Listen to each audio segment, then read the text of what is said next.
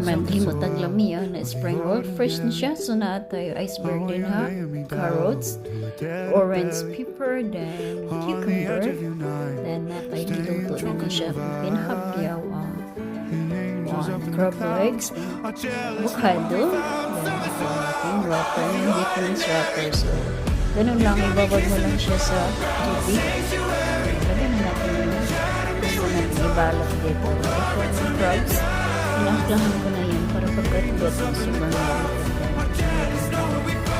ganun yung so easy. Lami kayo, then japak. Nilagay na natin lahat yung mga fruits and vegetables.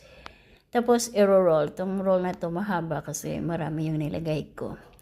So, gawa tayo yung maliit na estilo nito. Ganito lang. O, yan. Nilagay lahat yung mga vegetables at saka yung crabs. Ibalot lang natin. Ganyan. Kaya sarap nito. So, yummy. Try nyo na ang ating first spring roll.